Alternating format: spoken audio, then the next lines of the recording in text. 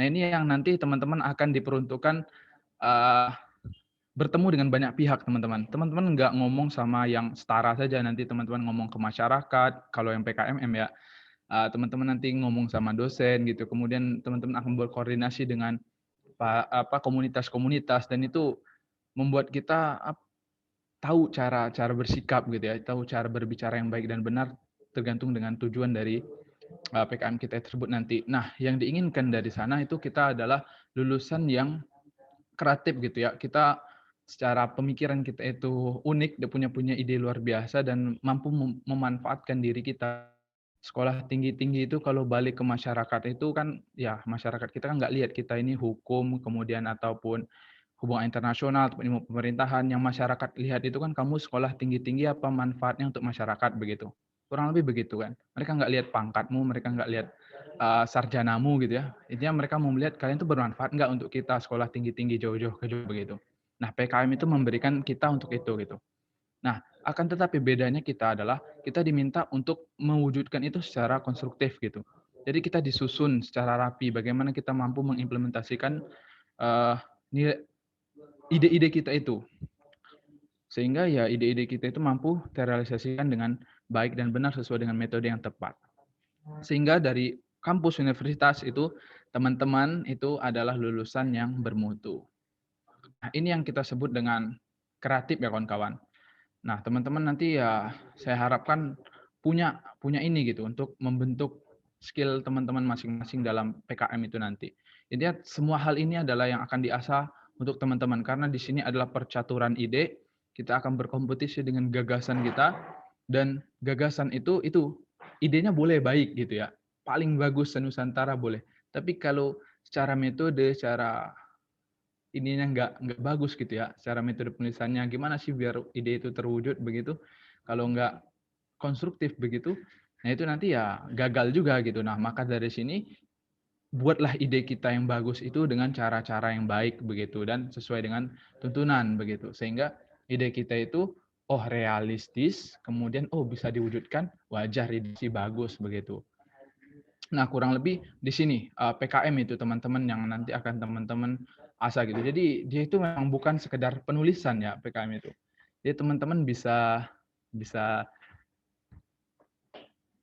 melakukan banyak hal sebenarnya dari bidang-bidang yang ada.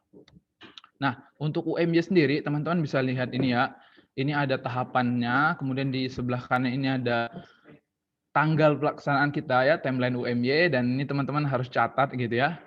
Waktu kita sangat singkat teman-teman,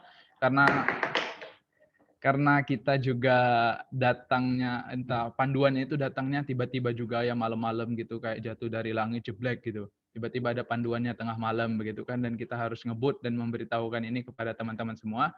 Intinya jangan diambil pusing aja, intinya bisa teman-teman wujudkan begitu ya. Bisa teman-teman wujudkan ide teman-teman itu di waktu yang singkat karena the power of kepepet itu sangat adanya begitu ya.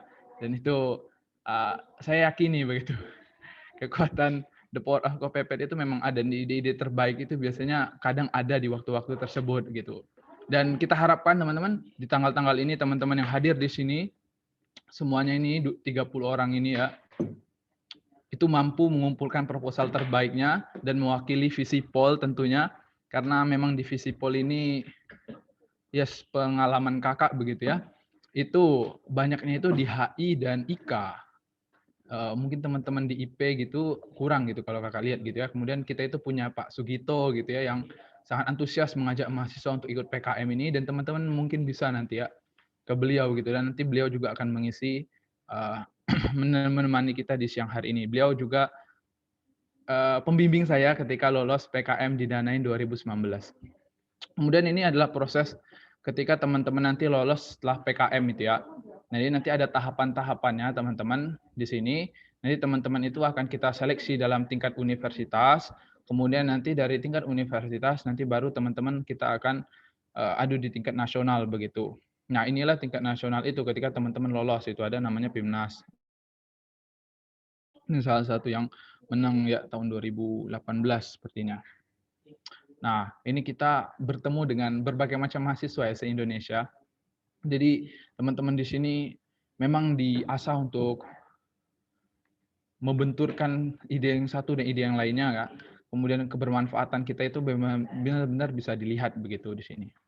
Nah, ini teman-teman bidang-bidang PKM, mungkin teman-teman yang masih bingung ya, saya itu cocoknya di mana dan sebagainya, mungkin secara detail nanti akan dijelaskan Pak Gito gitu ya, PKM riset itu apa dan sebagainya. Insya Allah memang ada beberapa perubahan di tahun ini, tapi nggak terlalu signifikan begitu, dan mungkin menguntungkan juga gitu ya, selain deadline yang sangat padat ini gitu. Nah, ini teman-teman bisa pilih ya, apalagi teman-teman di bidang sosial, itu bisa banget kewirausahaan, penelitian gitu ya, pengabdian masyarakat, gagasan tertulis, artikel ilmiah gitu ya, khususnya teman-teman IKA bisa di gagasan futuristik konstruktif gitu. Ini film bentuknya nanti. Nah, ini teman-teman bisa lihat nanti di sini, dan itu yang jadi ide teman-teman tuh bisa direalisasikan di mana begitu. Nah, insya Allah ada ini ya, pendanaan, ada hadiah, ada yang langsung ke Pimnas, kemudian teman-teman diminta nulis begitu. Nah, ini nanti teman-teman silakan pilih. Dan untuk tahun ini semuanya itu 3 sampai 5 orang per bidang ini gitu. Teman-teman bisa ajak adik tingkatnya, kakak tingkatnya gitu ya, 2018, 19, 2020 silahkan. Kurang lebih begitu. Nah, ini yang saya alhamdulillah ya tahun 2019 sebelum Covid menyerang begitu, saya dan teman-teman bersama Pak Gito itu bisa melakukan ya pengabdian masyarakat didanai Kemenristek Dikti. Ini kita buat namanya TPA Punakawan. Kita membawa nilai-nilai yang ada di karakter wayang Punakawan itu ke dalam Taman Pendidikan Al-Quran, sehingga kita bisa memberikan itu kepada masyarakat dan menanamkan nilai-nilai tersebut. Nah, kurang lebih teman-teman dulu di PKM ini itu kira-kira 1 tahun teman-teman akan melakukan PKM itu selama 1 tahun, panjang banget. Tapi untuk tahun ini dipersingkat gitu, karena evaluasi kemarin saat kita TOT itu adalah kadang mahasiswa itu lupa dengan apa yang dia tulis di awal gitu ya, di proposal. Maka dipersingkat waktu pengumuman didanainya. Dulu saya bersama teman-teman itu Oktober 2018. Ya, itu kita nyusun proposal dan ngupload proposal. Dan itu pengumumannya itu akhir tahun atau awal tahun 2019. Dan mulai kegiatan itu April 2019, dan melaksanakan monitoring dari Dikti itu Juli 2019. Ya kurang lebih 8 sampai 9 bulan. Dan itu kita harapkan ya kita masih kuliah juga, kita masih tugas-tugas kuliah juga, dan itu padat sekali teman-teman. Dan itu teman-teman itu tadi PKM ini mengasah kita di bagian itu. Dan ya saya harapkan teman-teman bisa ikut di bidang apapun, khususnya kalau saya itu ya pengabdian masyarakat, biar kita mampu mengimplementasikan nilai-nilai kita itu langsung kepada masyarakat begitu kan, nggak secara ini aja ya, tulisan saja gitu, tapi langsung ke masyarakatnya begitu. Dan itu sangat padat ya teman-teman, nanti disuruh buat logbook itu harus setiap hari, teman harus update terus dan harus upload terus. Kemudian ya laporan kemajuan nanti di sana, kemudian nanti baru teman-teman akan ada monef dari Kemenristek Dikti saat itu gitu. Insya Allah nanti di kampus juga ada ininya ya, monefnya dari kampus gitu, tapi sekarang teman-teman fokus aja cari tim dan buat tulisan-tulisan terbaik teman-teman begitu ya. Nah, itulah kurang lebih tentang PKM itu sendiri teman-teman. Nanti lebih teknisnya gitu ya, bisa dari Pak Gito nanti akan menyampaikan perihal setiap bidangnya begitu.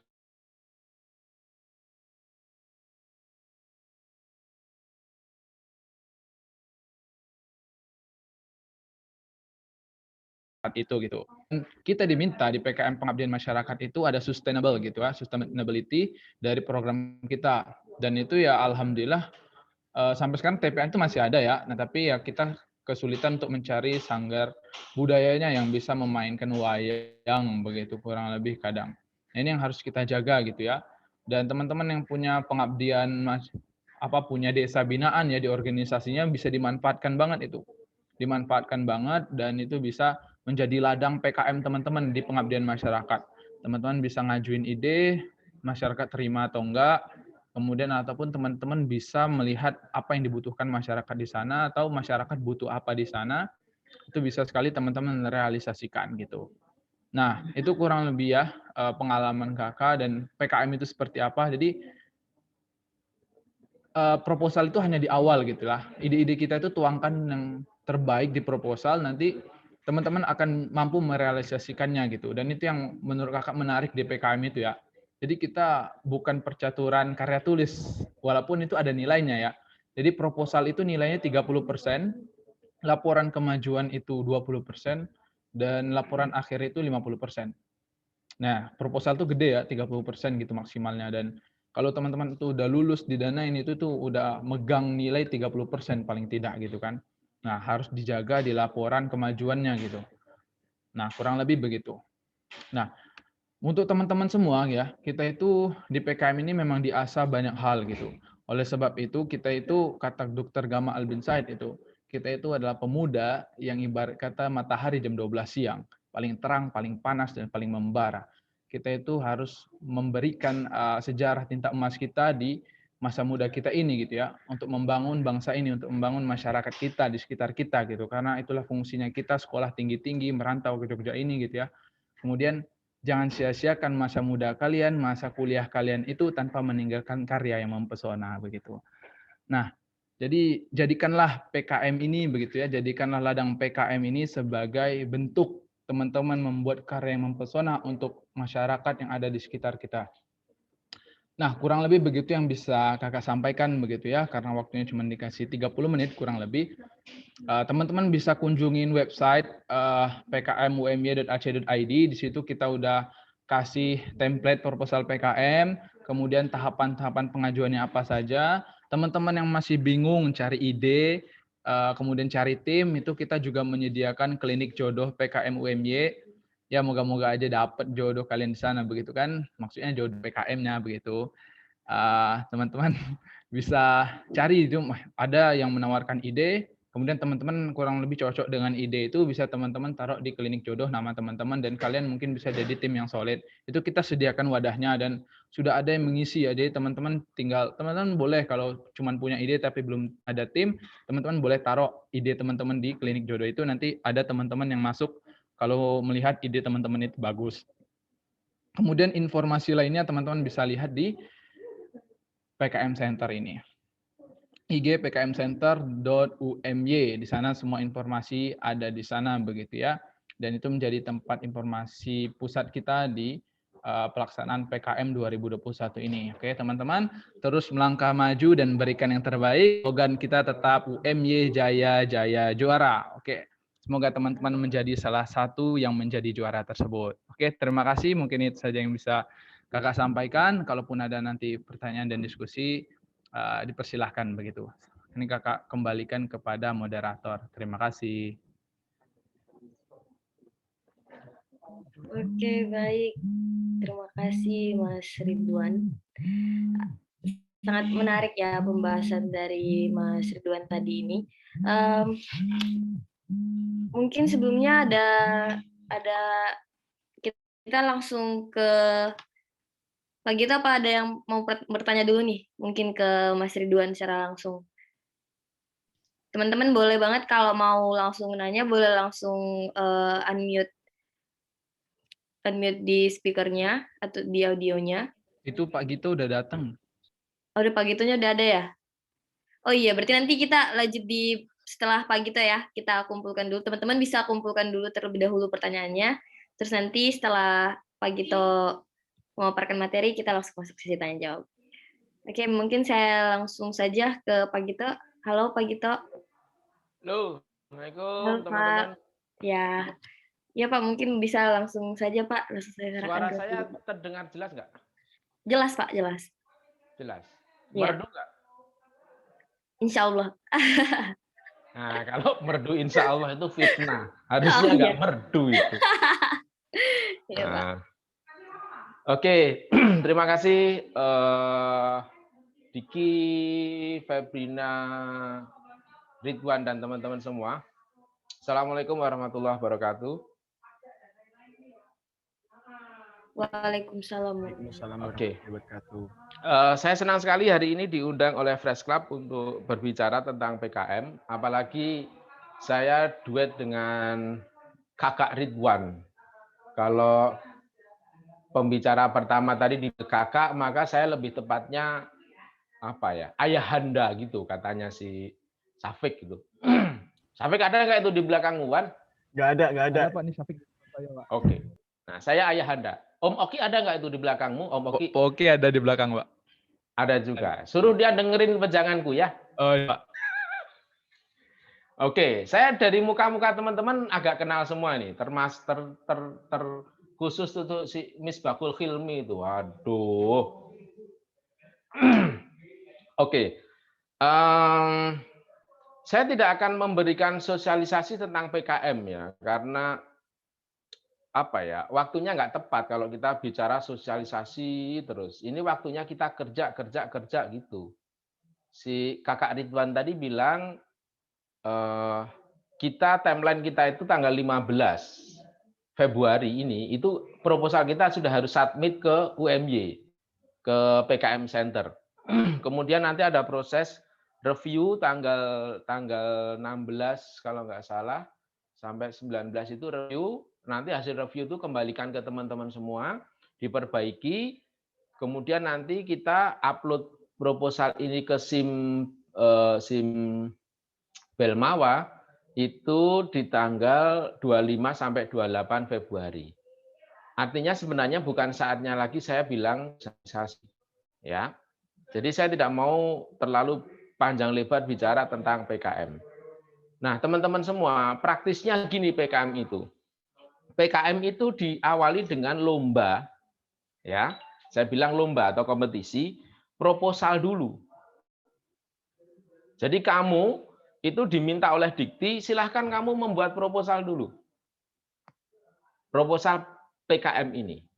Nah, kalau proposalmu nanti bagus, dinilai bagus, kamu nanti akan kemudian dapat duit 5-10 juta. Ya. Untuk apa duit itu? Duit itu untuk melaksanakan proposalmu. Proposal itu kan rencana, Bos. Ya. Jadi proposal itu rencanamu itu.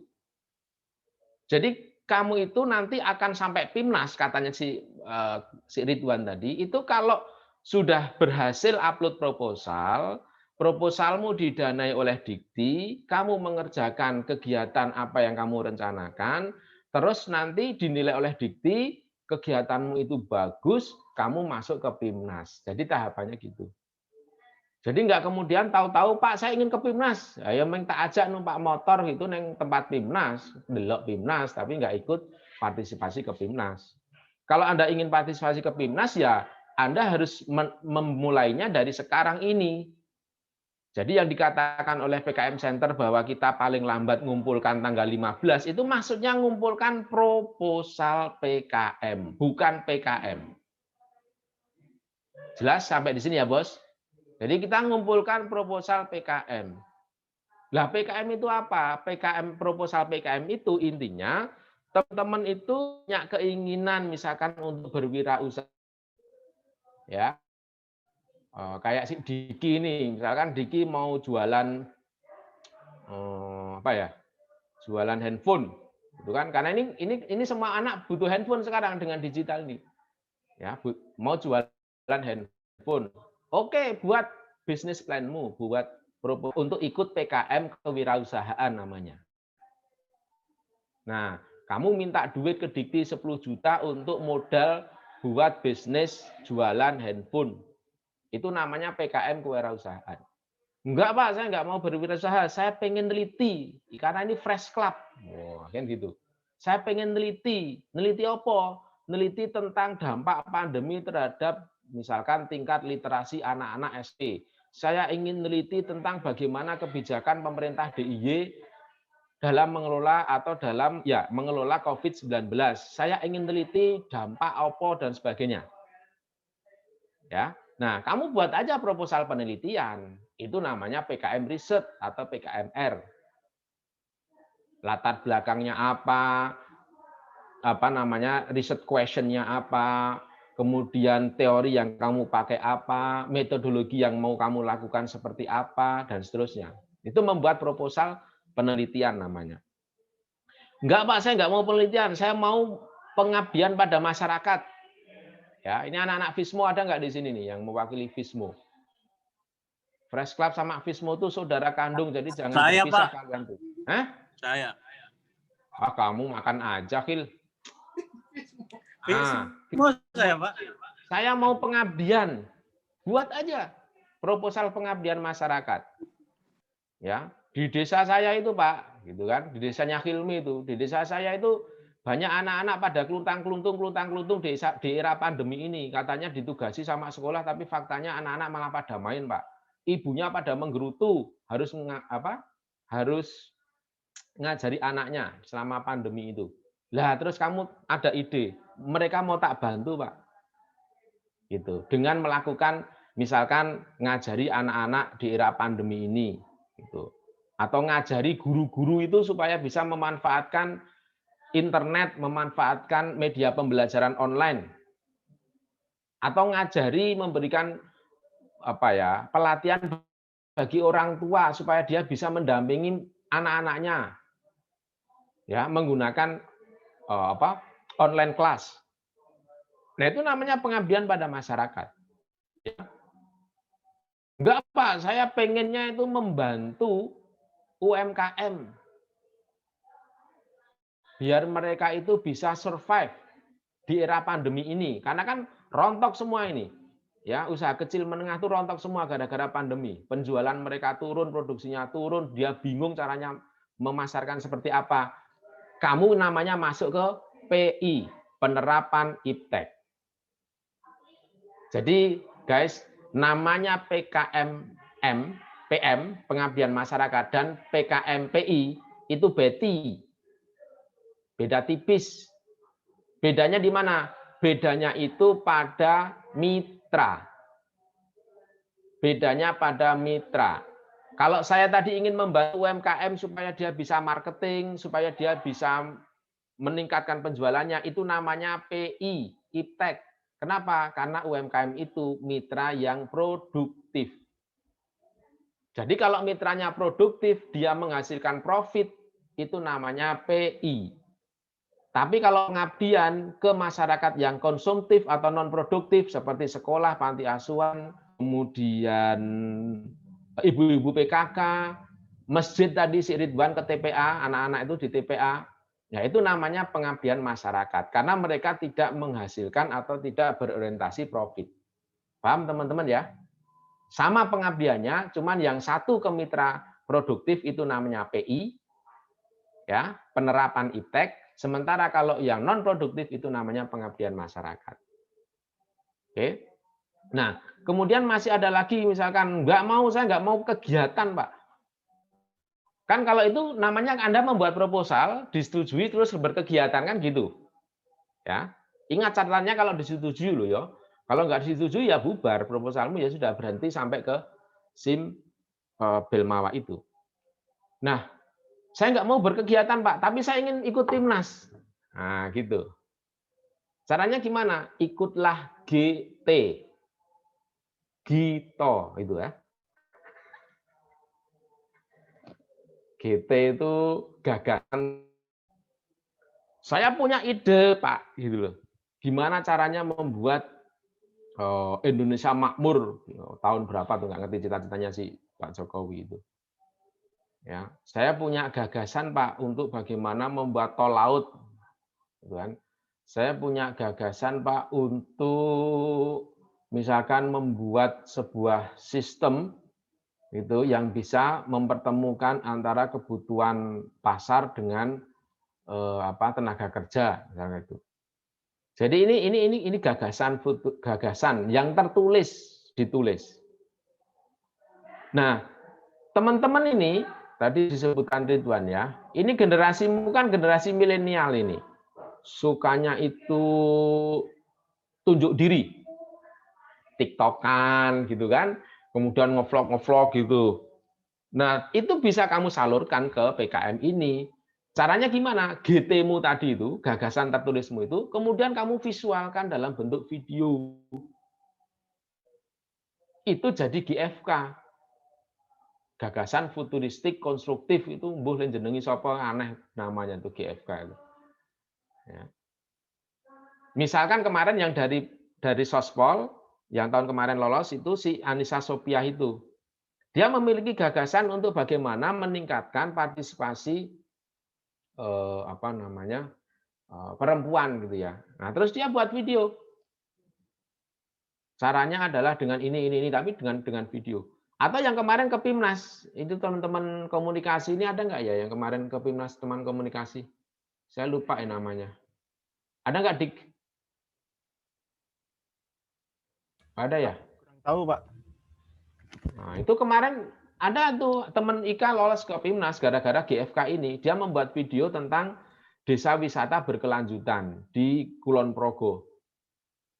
Ya, jadi teman-teman Ika tadi yang dibilang ada potensi, oke.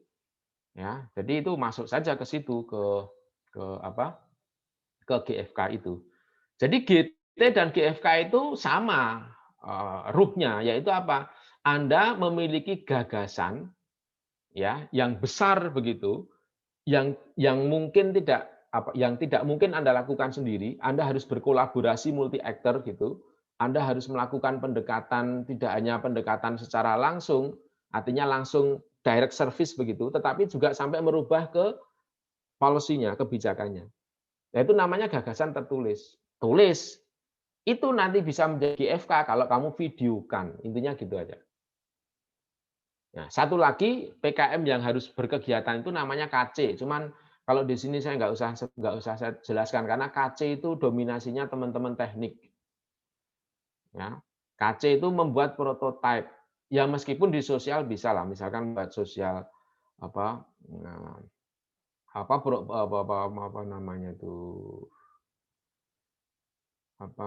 prototipe modifikasi ya kebijakan atau social engineering itu bisa juga, tapi biasanya kita jarang. Ya, jadi yang sering kita lakukan di Visipol itu kewirausahaan. Kita pernah ke Pimnas, itu teman-teman IP. Jadi kalau tadi Ridwan bilang IP kok menurun, IP itu punya tradisi bagus. Dia lolos ke Pimnas, itu Mas Hangga dan teman-teman. Itu EcoWash, ya, eco-friendly. EcoWash itu laundry yang ramah lingkungan. Itu lolos Pimnas. Kemudian HI itu juga punya tradisi ke Pimnas. Dulu si Fikar dengan risetnya tentang buruh TKI, perlindungan TKI di Malaysia. Kemudian IKA itu punya tradisi ke Pimnas juga, sudah 2 kali IKA itu ke Pimnas, yang terakhir kemarin. Jadi kalian itu anak-anak Visipol itu sudah punya tradisi ke Pimnas. Anda tidak kalah dengan yang lainnya. Itu ya. Nah, jadi teman-teman, itu kira-kira yang saya sampaikan terkait dengan PKM ini. Gitu ya.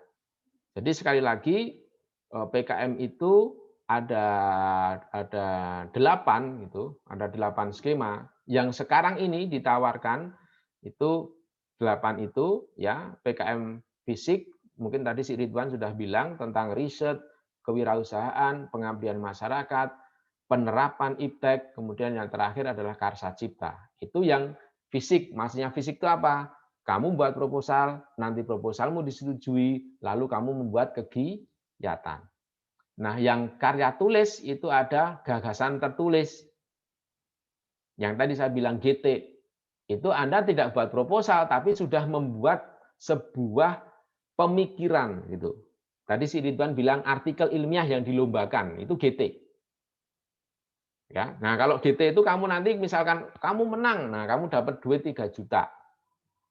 Terus setelah diumumkan menang, dievaluasi lagi oleh Dikti, kamu tuh terbaik di situ dalam GT, kamu lolos Pimnas. Oke. Nah, itu karya tulis. Satunya lagi karya tulis itu artikel ilmiah. Artikel ilmiah itu enggak ke Pimnas itu. Artikel ilmiah itu hanya dapat duit 3 juta. Ya, itu enggak usah dulu ya enggak apa-apa, tapi kalau ada yang kepengen nanti boleh curhat sama saya. Kemudian yang terakhir itu GFK, gagasan futuristik konstruktif tadi yang dengan video. Nah, teman-teman, apa yang harus kita lakukan sekarang? Yang harus kita lakukan sekarang adalah mencari ide. Gitu.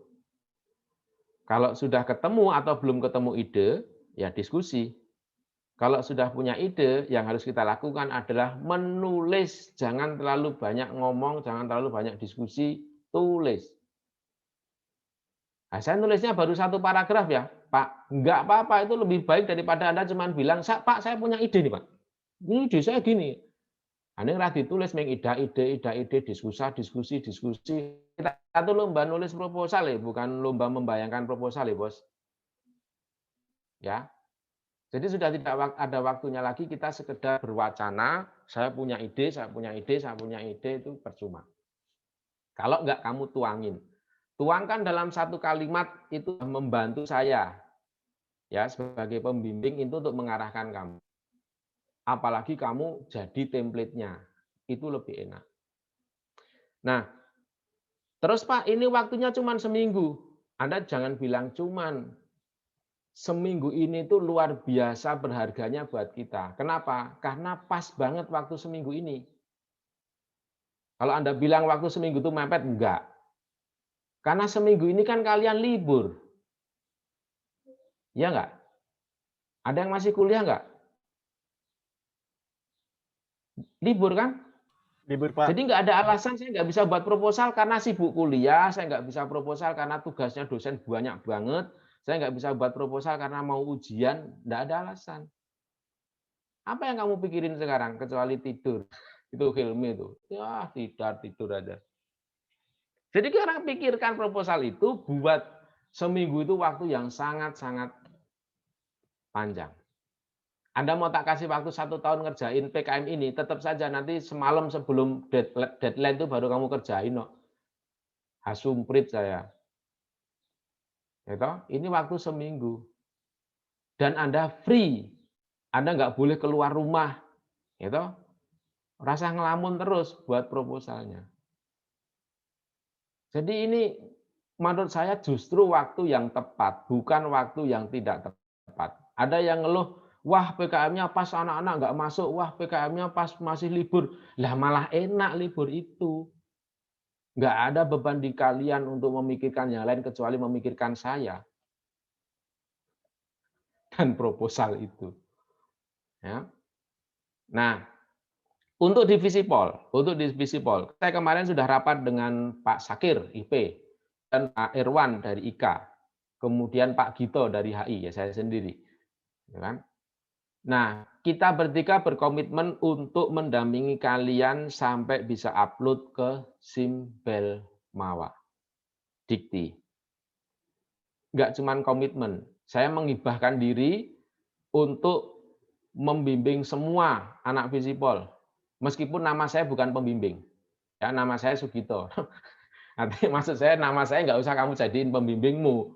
Tapi kamu ingin curhat tentang PKM, tak ladeni. Ya mau pakai WA, mau ketemu di saya menyediakan SimSheet itu untuk anak-anak HI untuk ketemu. Sejak kemarin, hari ini sudah ada orang masuk ke sana diskusi, nulis. Gitu ya. Nah, saya di situ kamu chat saja saya, Pak, boleh nggak ketemu? Nah, gitu. Ya, juga ke Pak Sakir yang IP. Ya, juga ke Pak Irwan. Nah, kita akan mendampingi itu sampai kemudian Anda jadi proposal. Saya bahkan jamin ke teman-teman, kalau Anda punya ide, sekecil apapun ide itu, saya akan berusaha keras untuk mewujudkan ide itu jadi proposal. Ya, jadi jangan menganggap idemu itu nggak bermutu. Anda jangan menganggap idemu itu terlalu mentah gitu ya. Sampaikan aja, kamu maunya apa, nanti kita akan bantu. Nah, kira-kira itu siapa nih? Mbak Febriana, Mas Hilmi gitu ya. Saya pengen kemudian sekarang ya teman-teman itu curhat aja ke saya. Pak, saya terlintas seperti ini.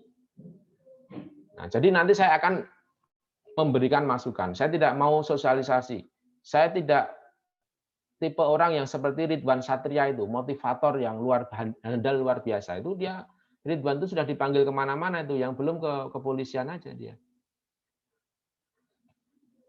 Kalau saya itu temannya Pak Oki itu nggak bisa motivasi itu. Oke, Silakan kalau mau yang tanya. Gitu aja. Ya, baik teman-teman. Ini ada langsung nih dari Miss Bahul. Oke, boleh silakan. Langsung. Oke, baik. Assalamualaikum warahmatullahi wabarakatuh. Waalaikumsalam. Waalaikumsalam. Sebenarnya mau nanya ini Pak, kan ini bisa sampai nasional gitu ya. Biasanya tingkat nasional itu ditujukan buat para mahasiswa yang muda gitu Pak. Sedangkan apakah ada kriteria umur yang dibutuhkan buat mengikuti ini sendiri atau maksimal umum gitu. Itu aja sih Pak. Oke. Aku ngerti, Gil, kamu merasa sudah tua kan?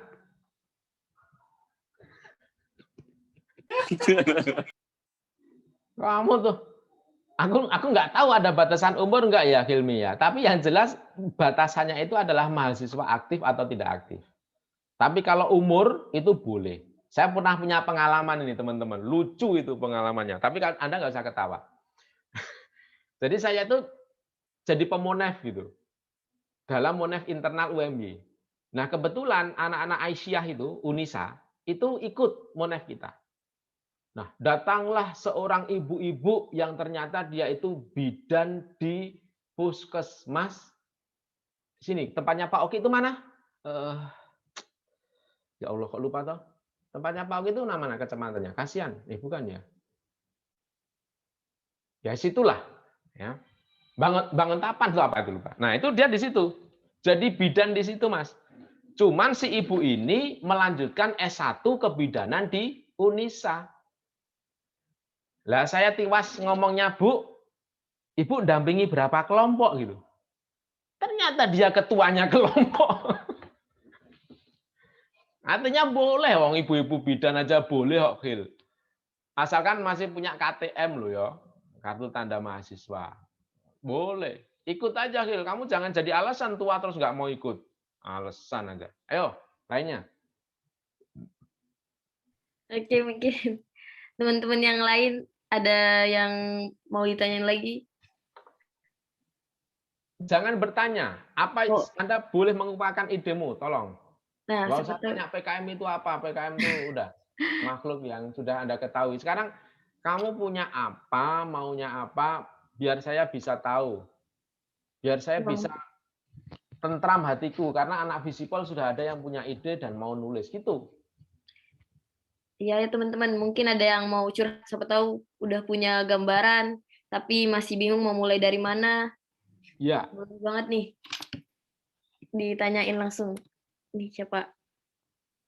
Mas Misbahul lagi, mau nanya lagi ya? Mau nanya Pak. Lagi Pak. Oh iya. Seputar ide ya Pak. Kebetulan kan saya punya ide, dan ide ini saya dapatkan ketika saya dulu sempat di Eropa gitu Pak, yang belum ada di Indonesia gitu kebetulan.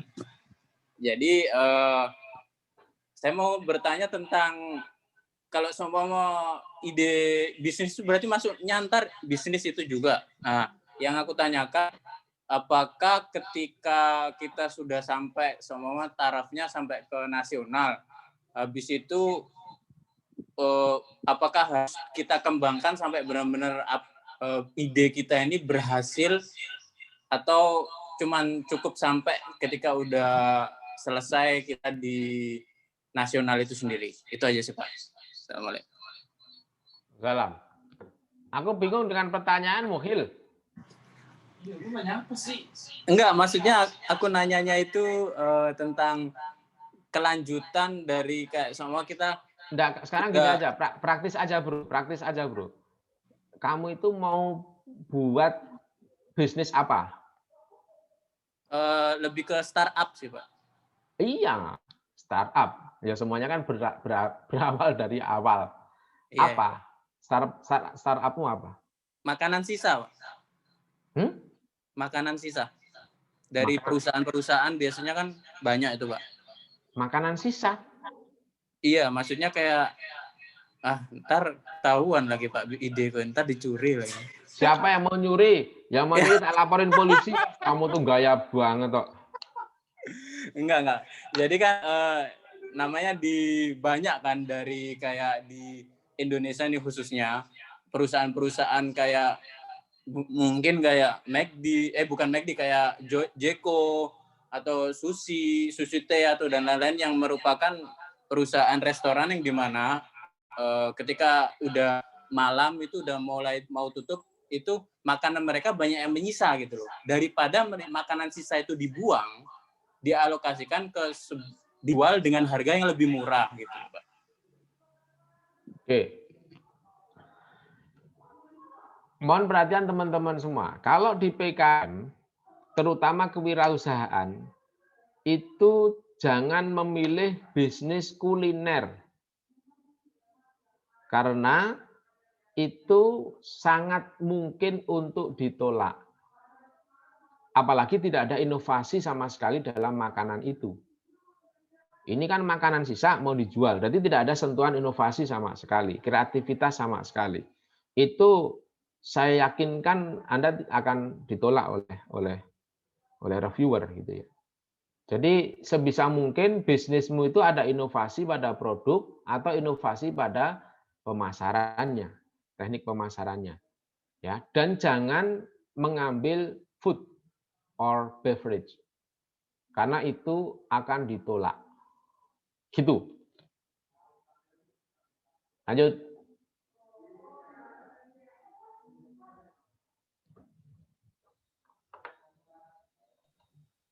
Ya, gimana Mas Misbahul? Masih ada nggak kira-kira? Nggak jadi. Kalau Udah ada. Udah. udah, berarti Oke. kita beralih ke Wasila Alwasi nih. Gimana? Boleh langsung ngomong aja. Bismillahirrahmanirrahim. Assalamualaikum warahmatullahi wabarakatuh. Waalaikumsalam.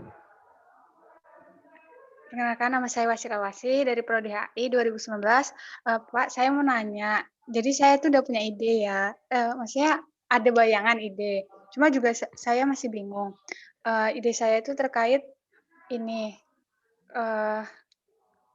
bantuan sosial yang ke masyarakat yang tidak merata, Pak.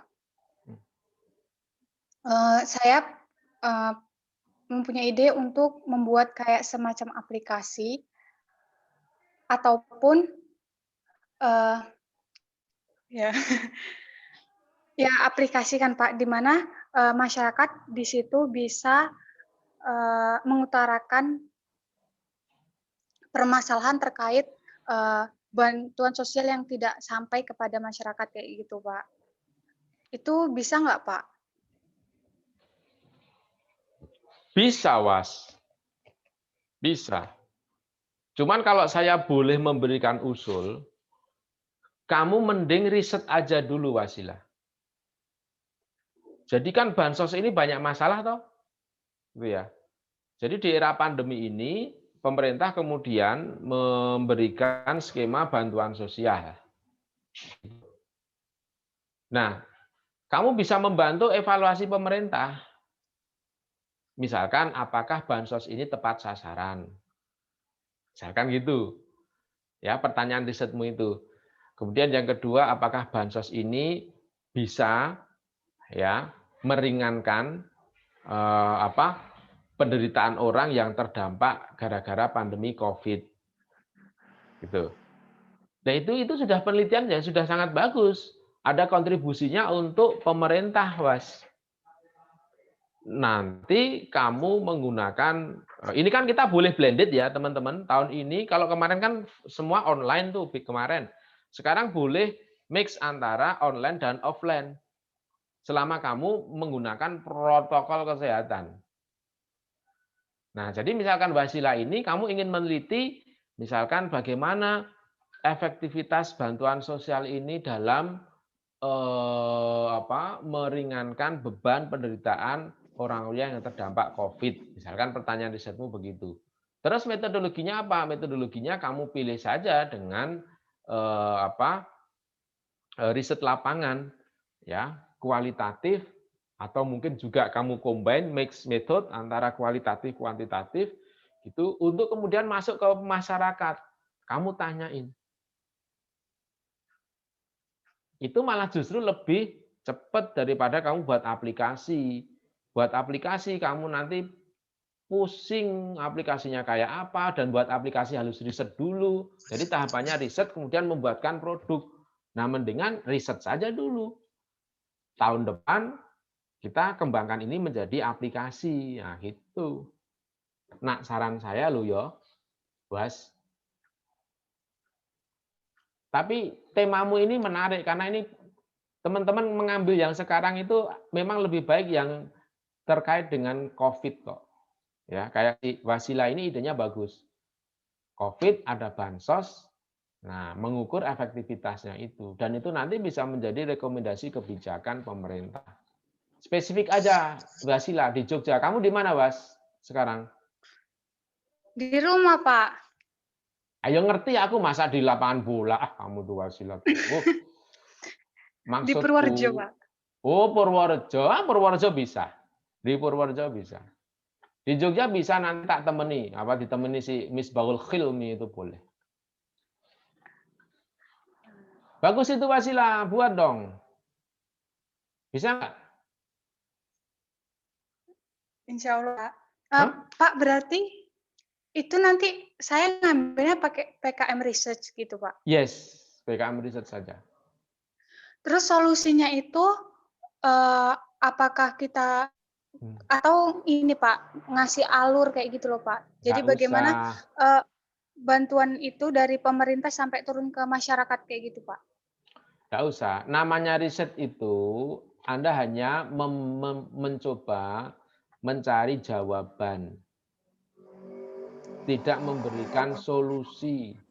Itu sudah cukup. Tapi kalau riset and development ya memang kemudian munculkan itu, atau policy riset yang memerlukan kebijakan yang diambil. Kamu nggak usah sampai situ, nggak apa-apa. Kalau temuanmu ini menjadi unik gitu ya,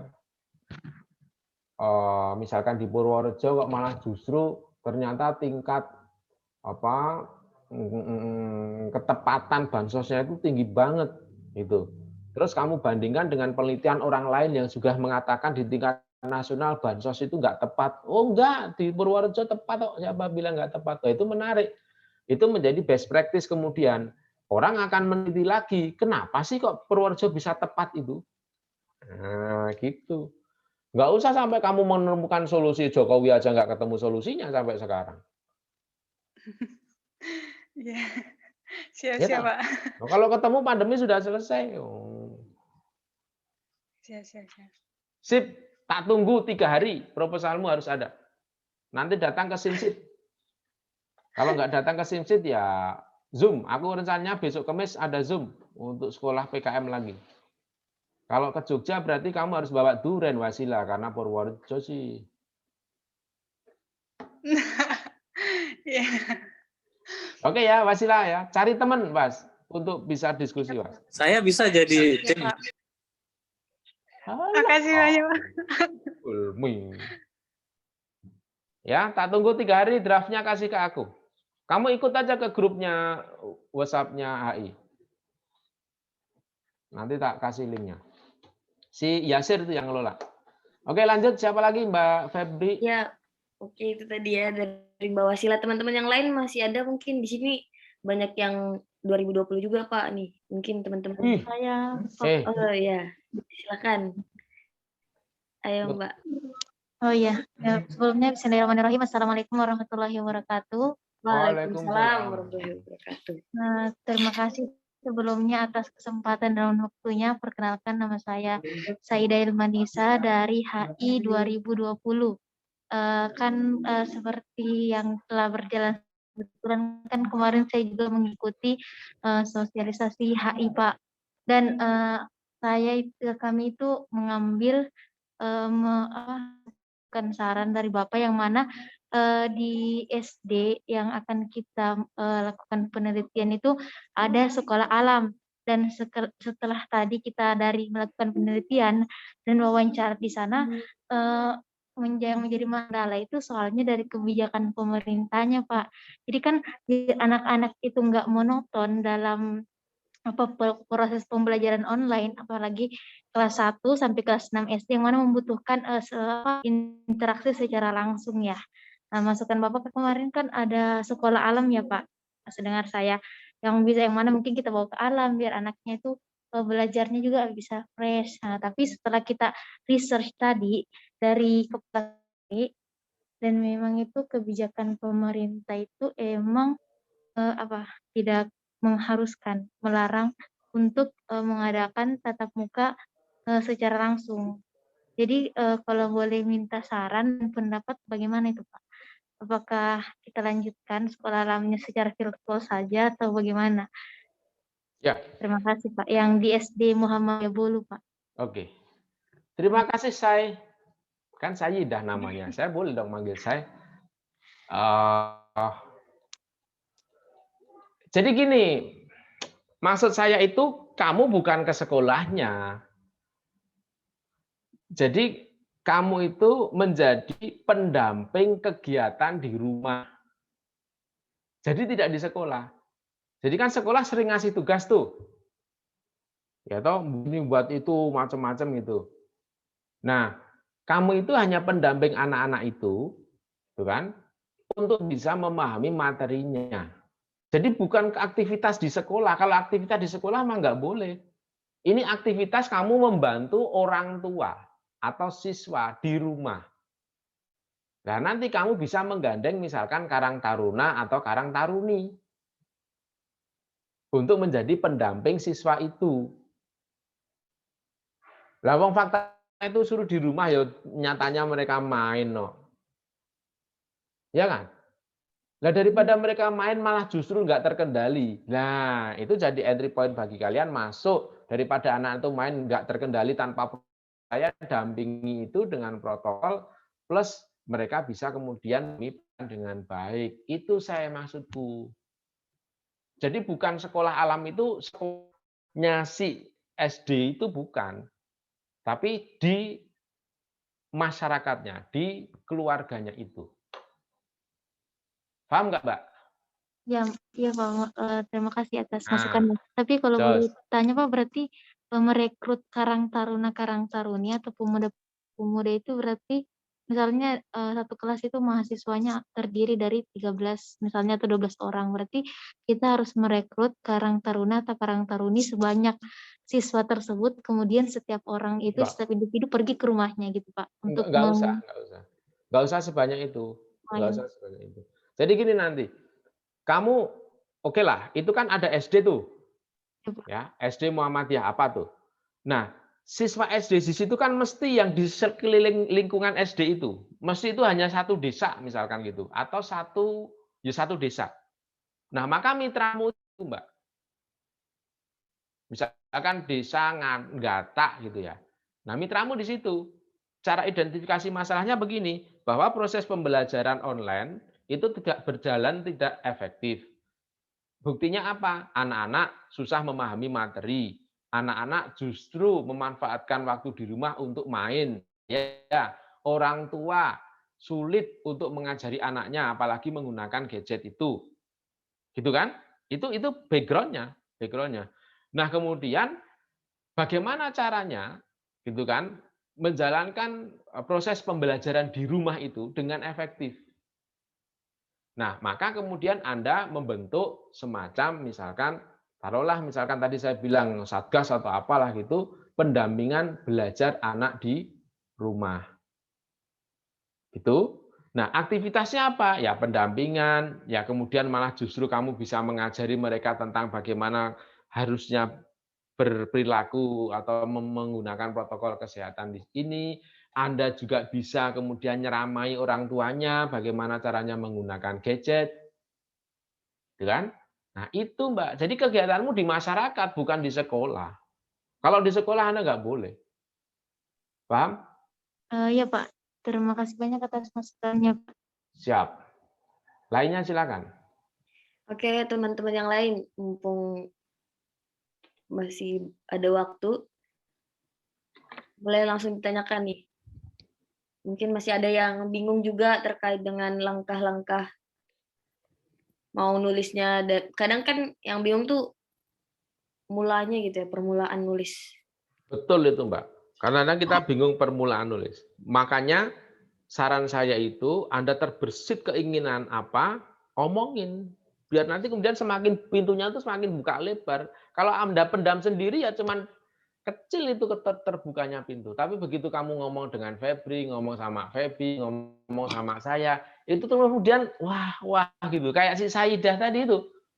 Kalau dia simpan sendiri, nggak jadi dia. Karena apa? Mikirnya sekolah sudah dilarang. Ngomonglah dengan saya, ngomonglah dengan kalian. Oh ternyata bukan itu maksudnya, ke sana arahnya. Gitu loh. Diskusi itu penting. Tapi jangan terlalu banyak diskusi. Oke, mungkin teman-teman yang lain masih ada, jangan dipendam teman-teman. Jangan memendam rasa padaku, gitu loh. Mungkin ada yang pengen nanya ini, tapi ragu atau udah punya ide, tapi takut idenya dibilang kecil. Siapa nih? Diki, Pak. Oh, Diki. Oke, Diki. Iya, Pak. Jadi kan itu kan ada PKM artikel ilmiah. Nanti outputnya juga bisa jurnal ya. Kalau nggak salah tadi aku itu dari Mas Ridwan. Itu kalau misalnya artikel ilmiah, nantinya diupload. Ya, terus? Diupload di jurnal. Nantinya itu bisa digunakan untuk, kalau di HI kan bisa lulus pakai jurnal ya. Itu bisa nggak kalau?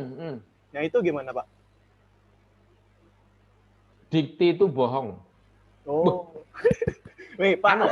Tolong jangan di-record. Jangan di-record lo ya. Ini di-record, Pak. Jangan di-record. Kata-kataku jangan di-record. Karena dia kan bilangnya artikel itu akan dipublikasikan di jurnal. Seumur saya ini belum pernah lihat.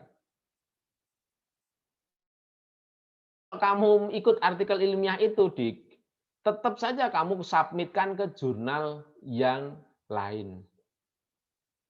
CHI atau jurnal apalah gitu. Karena itu sampai sekarang namanya artikel ilmiah itu kan harusnya di-share gitu loh. Entah bentuknya proceeding, entah bentuknya jurnal. Sampai sekarang nggak ngerti tuh di mana letaknya. Nanti biar Pak Oki yang nanyain ke Dikti itu. Mana janjinya? Namanya artikel ilmiah. Kok nggak pernah publis gitu. Jadi gitu, Dik, kalau kamu buat artikel ilmiah, oke, kamu kirim ke Simpelmawa untuk ikut skema PKMKT AI. Tapi kalau kemudian kamu ingin itu untuk pengganti, ya pengganti skripsi, ya itu harus kamu submit ke jurnal Sintak. Sintak 1 sampai Sintak 5. Oke? Baik, Pak. Ada lagi nih, Pak. Saya mau tanya. Siap. Ide saya ini, saya kan udah ada ide nih beberapa sih. Jadi itu yang kayak Bapak kemarin kalau bisa itu terkait dengan COVID. Nah, saya ini ada ide bahwa sebenarnya itu ada orang yang paling terdampak, yakni difabel. Good. Sip. Ya, jadi dalam saya lupa pasalnya itu mengatur bahwa setiap adanya bencana itu yang paling prioritas itu yang diselamatkan adalah difabel. Jadi itu mau bentuk dana sosial itu yang pertama yang diarahkan itu untuk difabel. Nah, nyatanya pada hari ini masih banyak sekali difabel yang tidak mendapatkan bantuan. Nah, dari situ juga saya melihat bahwa sebenarnya di tahun 2045 itu ada bonus demografi. Nah, itu kan gimana ya, orang difabel itu udah kena bencana, maaf ya nih ya, cacat lagi. Nah, sehingga mereka tuh nggak bisa melakukan aktivitas seperti biasanya. Nah, jadi itu usul saya ini ingin membuat suatu gerakan yang mana itu membantu untuk para difabel untuk meningkatkan skill-skillnya mereka, mungkin bikin apa gitu nantinya bisa dijual untuk mereka. Tapi tidak hanya melibatkan pemuda atau karang taruni, tapi saya juga inginnya itu melibatkan peran pemerintah. Peran pemerintah itu seperti kayak misalnya Menteri Keuangan, Dinas Sosial, Kesehatan, dan juga saya ingin melibatkan KPK. Ya tahu sendiri Indonesia kalau ada dana kayak gitu kan itulah rawan. Nah, Dan juga saya ingin melibatkan LSM yang emang benar-benar ahli pada bidang difabel itu. Nah itu masuknya kemana ya Pak? Aku masih bingung. Kamu keren banget itu, Dik. Itu harusnya nggak cuma kamu ceramahkan ke saya, kamu tulis itu jadi 2 proposal, bro. Itu 2 Tulis proposal pakai itu. jurnal. Oh, plus jurnal. Itu 2 proposal. Tapi kalau cuma kamu bayangin, kamu ceramain, nggak ada proposalnya ya. Jadi setelah ini kamu tulis 2 proposal. 1, proposal riset. Itu bagus banget kamu. Jadi gini, background-nya itu. Tadi yang kamu sudah bilang tadi, itu background sebenarnya. Yang kamu ceritain tadi itu background. Ya, bahwa ini ada masa pandemi, yang paling terdampak itu difabel. Kemudian pemerintah sudah mengeluarkan skenario kebijakan-kebijakan untuk pandemi ini, bla bla bla bla bla bla bla gitu. Oke? Nah, riset question-nya adalah bagaimana gitu kan keberpihakan kebijakan itu terhadap kaum difabel. Ya. Atau kamu boleh tanya kemudian nanti responnya difabel terhadap kebijakan-kebijakan itu. Misalkan kebijakan pakai masker. Ya toh? Itu nggak ramah difabel. Yang loh, yang ngaruh kan dia butuh mimik ini. Dan dia nggak bisa lihat. Nah, misalkan gitu. Nah itu nggak dipikir itu sama pemerintah loh, Bos. Nah, itu kalau kamu berhasil melakukan riset itu, wah, luar biasa, Bos. Ya. Jadi itu 1, buat risetnya aja dulu. Ya, buat risetnya. Bagaimana kebijakan ini di mata difabel. Oh, itu sudah tuh. Misalkan gerakan 3M pakai masker. Bagaimana kemudian difabel itu? Wah, itu sudah keren itu. 1, itu riset ya, Dik. Berarti kamu harus punya 1 proposal ini. Awas kalau nggak jadi kamu nggak boleh lulus dari HI, ya. Waduh. Oh, harus ada pakai ancaman dong. Itu keren banget soalnya nih idemu ini. Itu 1, risetnya itu. Lalu yang kedua, kalau kamu masih punya tenaga pikiran dan perasaan, gitu, buat proposal yang kedua, nanti dengan teman lainnya. Apa itu? Pengabdian masyarakat. Background-nya sama, Dik. Bahwa pemerintah itu dan tidak berpihak ke difabel gini. Nah, caranya kemudian Anda masuk begitu. Bagaimana meningkatkan misalkan taraf kesehatan difabel di era pandemi. Itu saja, nggak usah ke keterampilan. Ya toh? Ya. Udah gitu aja bagaimana membuat menjelaskan gitu kan kesehatan ini, pandemi ini ke difabel itu sehingga mereka bisa juga sama seperti yang normal gitu. Pengabdian. Anda ambil misalkan di Bina Siwi. Sospol kan punya di situ loh, Bina Siwi kan. Bina Siwi itu kan panti asuhannya anak-anak difabel itu. Itu sudah bisa. Bagaimana menjelaskan gerakan 3M atau 5M atau ember itu di kalangan difabel. Itu jadi pengabdian masyarakat. 2 loh, Dik. Awas ya, kalau nggak keluar 2. Ya, Fresh Club harus keluar 2, Fresh Club. Ayo. Ini 2 harus jadi loh. Nggak jadi, nggak ada dana. Memang ada dana, dari sekarang nggak ada kan? Ya, 2 ya. Ini Fresh Club, Dik. Ya, rencananya emang gitu, Pak. Saya emang maunya PKMM, satunya sama artikel ilmiah itu tentang ya kebijakan yang tadi itu. Jangan artikel ilmiah. Oh, jangan. PKM riset. Oh, yang riset. Oh, ya baik. Iya, riset itu duitnya 10 juta, kamu masih masuk Timnas. Tapi kalau artikel ilmiah, artikelmu disimpan dikti, nggak pernah publish, ya kalau menang 3 juta, kalau enggak kamu cuma memble. Iya. Riset dong. Nanti kalau risetmu goal didanai, tahun depan kamu artikel ilmiah kayak si Ridwan itu. Ridwan itu tahun sebelumnya dia dapat PKMM, nulis artikel. Kamu dapat nggak, Bro? Artikel ilmiah kemarin, Wan? Enggak ya? Enggak, Pak. Nah, jadi bisa untuk 2 malahan. Ya, si Ridwan ini artikel ilmiahnya masukin ke jurnal, terbit di jurnal. Si Ridwan itu terkenal dia sudah nulis jurnal itu. Ini mantap. Pokoknya Ridwan itu mantap lah, makanya dia nggak mungkin lulus cepat itu, mau saya tahan. Woi. Biar bayarnya banyak itu. Yuk, lainnya silakan. Wah, ini loh, saya sukanya Ayo. gini, Ini Pak, ngapain ada lagi satu lagi Pak. sosialisasi saya. Aduh, ngeri. Gas. Diki gas. Ada lagi nih, Pak. Ya, ini Ya, silakan, Dik. aku udah cari-cari data bahwa Indonesia ini di luar itu ya COVID. Jadi di Indonesia tuh angka tingkat kematian bunuh diri itu cukup tinggi ya. Nah, saya terinspirasi dari seorang pendakwah itu milenial. Nah, itu dia menjelaskan bahwa di Indonesia itu hanya memberikan ayat-ayat doang, bahwa ayat ini dilarang mati. Jadi itu nggak memberikan solusi loh Pak. Nah, dari situ saya punya inisiasi kayak misalnya Muhammadiyah itu mempunyai kayak peran psikologi, nggak cuma ngasih ayat tapi itu ngasih solusi bagaimana. Misalnya kalau ada orang hutang itu bagaimana bisa keluar, mungkin bisa dibantu dulu dibantu gimana. Tapi anaknya sekolah mungkin sekolahnya bisa di Muhammadiyah dulu atau gimana. Itu dikasih solusi nih Pak, nggak cuma dikasih ayat doang gitu. Oke, tapi itu harus riset dulu bro. Apa yang menyebabkan orang mau bunuh diri? Putus cinta kok terus kamu kasih bantuan modal ya tetap bunuh diri. Oh, masalahnya bukan karena nggak punya duit toh. Ya toh? Orang putus cinta terus bunuh diri kok terus kamu sekolahkan ya nggak bisa memberi solusi. Poin saya, kalau kamu mau ingin membuat namanya program pengabdian masyarakat, itu harus based on community-nya. Pada need mereka, pada kebutuhan mereka. Jangan pernah membayangkan masyarakat itu butuh ini, Pak. Masyarakat itu butuh itu, Pak. Itu hanya mimpimu. Oh, kamu nggak tanya masyarakatnya.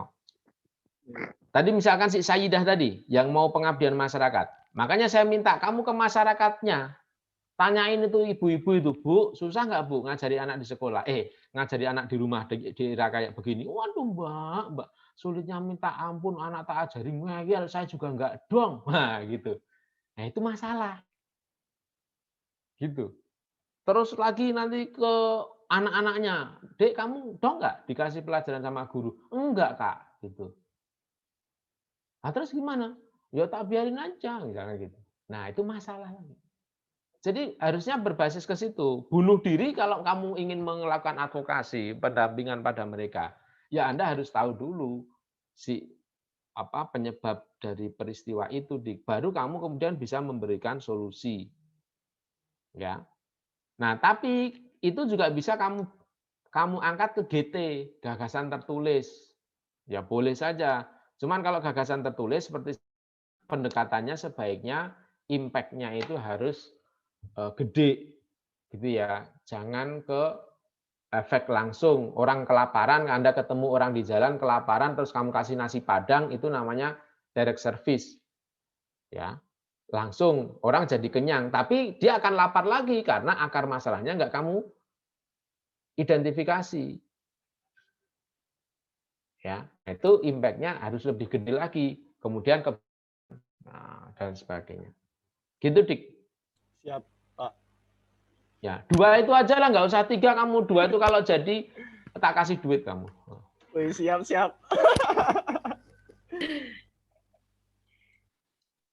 Silakan Mbak Feb, lanjutin. Saya juga ada pertanyaan nih Pak. Boleh. Maksudnya kalau saya pribadi kemarin sempat ada ide juga, sudah sempat ditulis terkait ini masih tentang literasi politik gitu Pak. Nah kan sasarannya itu adalah milenial.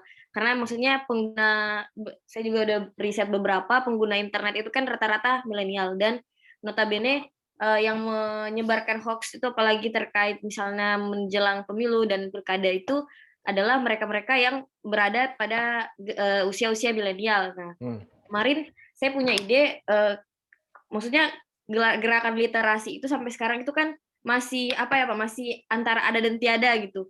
Kalau gerakan literasi itu, nah kenapa tidak gerakan literasi itu dipromotori atau diinisiatori dari KPU-nya itu sendiri? Karena selama ini kan cuma dikasih pendidikan politik, tapi tidak dengan cara literasinya gitu, Pak.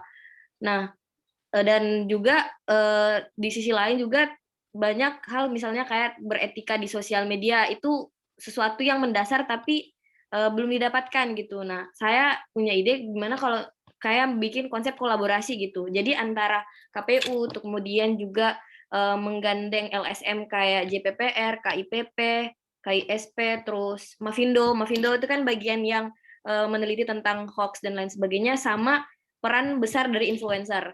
Nah, influencer di sini nanti berfungsi untuk memasifkan gerakan itu, Pak, misalnya entah dari konten video, infografis, dan lain sebagainya. Nah, kira-kira menurut pandangan Bapak, bagusnya arahnya itu dibentukkan sebuah solusi, kolaborasi, atau sebuah kebijakan gitu, Pak? Ya, bentar.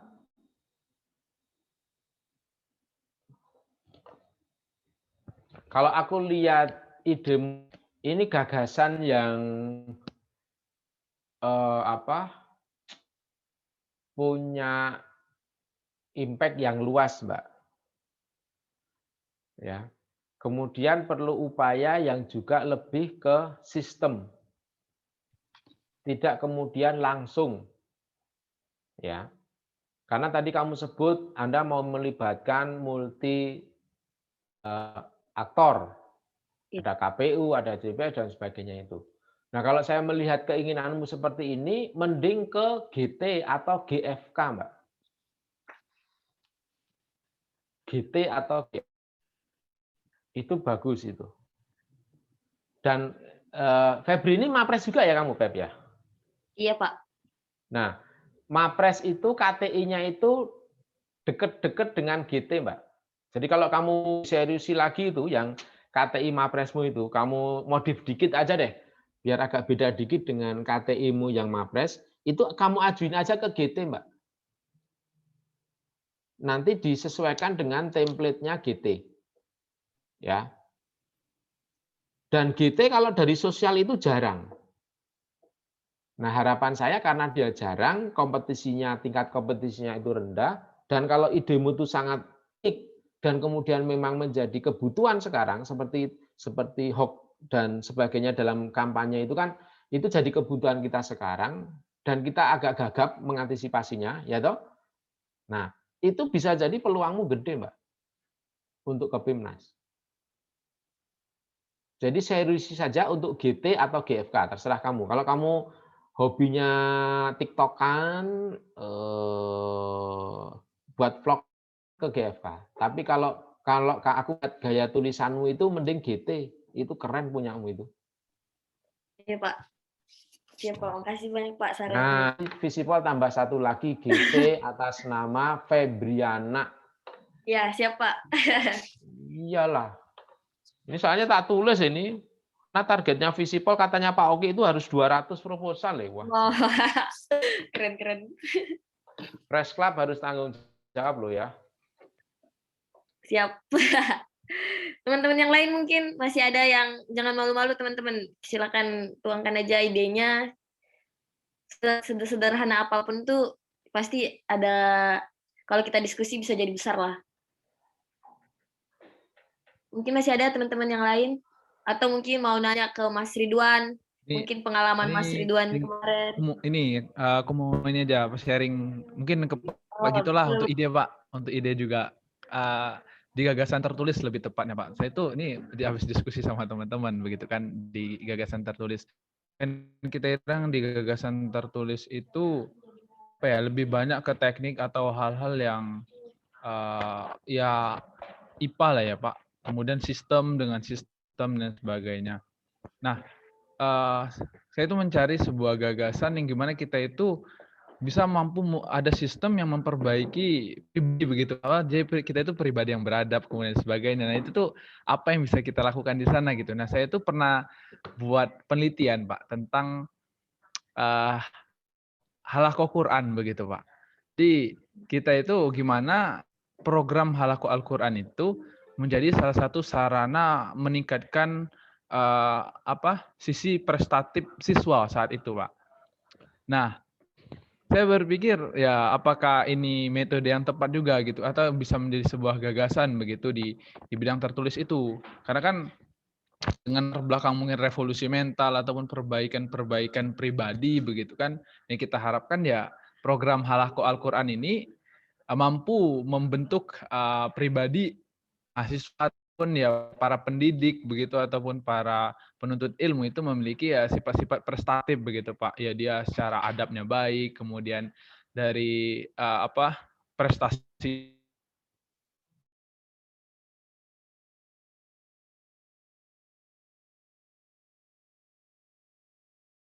ya, dia ada ibadah yang dia lakukan gitu kan. Jadi kan berarti satu sisi dia punya spiritualitas yang baik begitu. Nah, saya tuh berpikir bahwa ya apakah ini bisa dimasukkan ke gagasan gitu, bagaimana kita merubah pribadi manusia itu atau pribadi seseorang itu dengan adanya program-program halaqah Quran seperti ini, Pak. Nah, menurut Bapak itu gimana, Pak?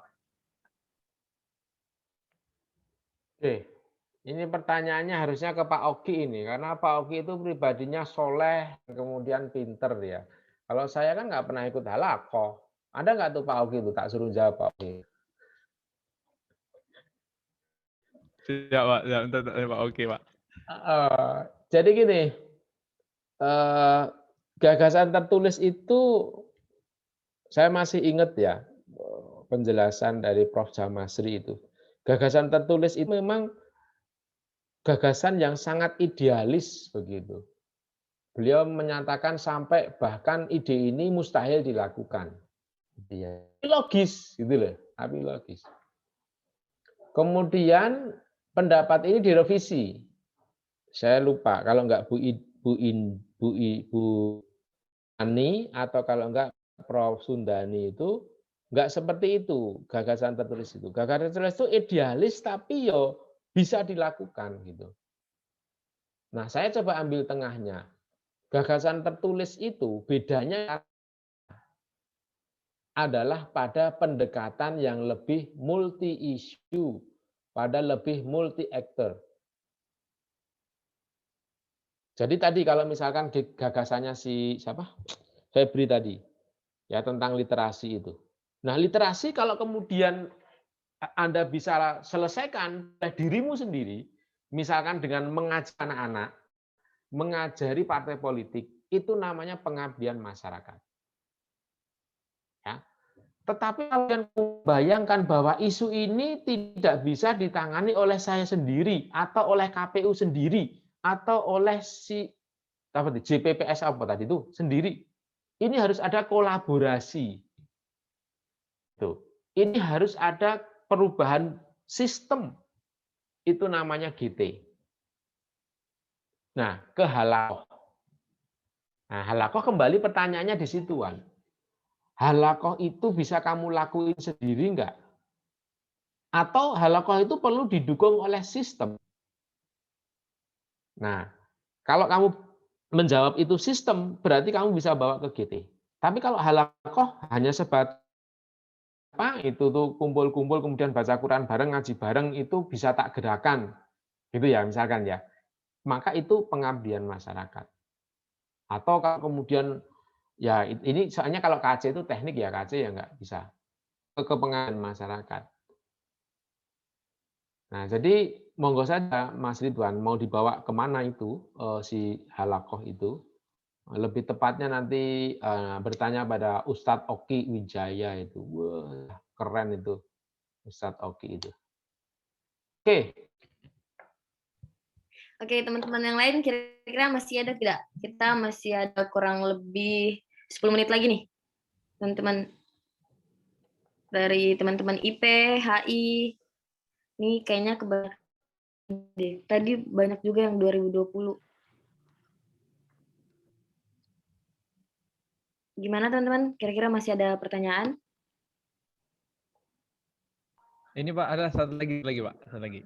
Kan ini kita kamu tuh narasumber kok malah tanya aku terus sih, Wan?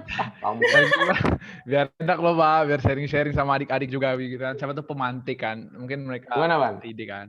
Nah, saya itu kan ini kan kondisi COVID ya Pak. Ide dan kita itu sebenarnya nggak terlalu mengarah pada protokol kesehatan, tapi ya misal saya itu ada ide ke adik-adik itu ngasih desa saya kemarin dan juga tetap mengangkat karakter Punakawan itu. Tapi kita angkat dengan bukan TPA-nya. Kita ngangkat taman baca rakyatnya, Pak. Kita ngambil di bidang pengembangan literasi di sana gitu, permasalahan sekolah online ini. Nah, kemudian mereka kan perlu wadah di desa itu. Hmm. Nah, jadi kita itu ingin apa ya, tetap nilai-nilai buruk menjadi salah satu patokan dari gagasan ini. Nah, tapi dengan keluarannya itu ya tetap wadah Taman Baca Rakyat itu, kemudian kurang lebih sama lah dengan bedanya sama ya kalau kemarin untuk sisi spiritualitas ya untuk ini ya sisi literasinya begitu. Nah, menurut Bapak dengan kayak gitu masih bisa masuk nggak Pak di masyarakat? Mungkin ya persinggungan dengan protokol kesehatannya itu nggak terlalu kita fokuskan gitu Pak. Intinya ya kegiatannya nanti tentu menggunakan kesehatan gitu Pak. Ya, boleh. Kan tadi saya bilang, jadi untuk PKM tahun ini kita boleh online offline. Ya, dengan catatan protokol kesehatan itu harus diperhatikan. Nah, kamu kan bisa Malanwan membuat taman bacaan rakyat itu menjadi tempat yang dia sudah sekaligus memenuhi standar protokol itu. Kan gitu. Jadi taman bacaan sesuai protokol COVID. Nah, misalnya ngono lah, terserah kamu lah. Nah, protokol COVID itu apa toh? Ono petugas ning ngarep nggawa termogan itu. Ya toh. Terus ada cuci tangannya. Ya. Kemudian misalkan ada sterilisasi ruangan itu setiap berkala. Kamu kan bisa membuat jadwalkan itu. Setiap berapa hari tutup untuk sterilisasi misalkan begitu. Kemudian juga tempat bacanya ada space gitu. Nah, kalau bisa jadi kamu sekarang Taman Bacaan Rakyat kamu buat digital, Bro. Ya toh, era digital seperti ini mendekatkan Taman Bacaan Rakyat itu dengan kemudian digitalisasi. Itu kan bisa juga. Keren gitu. Kamu kasih siapa itu idemu tuh? Jangan kamu udah mau lulus. Ke adik tingkat Pak di organisasi juga. Oh, siap, Jos. Nah, boleh kasihkan tuh ke Bos Hisam itu, boleh Bos Hisam. Udah pulang dia? Yuk, lanjut. Nah, teman-teman masih ada nggak kira-kira? Oh iya ya, udah jam 3 ya. Wah. Ya, jam 3 nih, bentar lagi. Kalau tidak, kira-kira masih ada nggak? 1, 2, 3, nggak ada? Oke, baik teman-teman. Udah tidak ada pertanyaan lagi.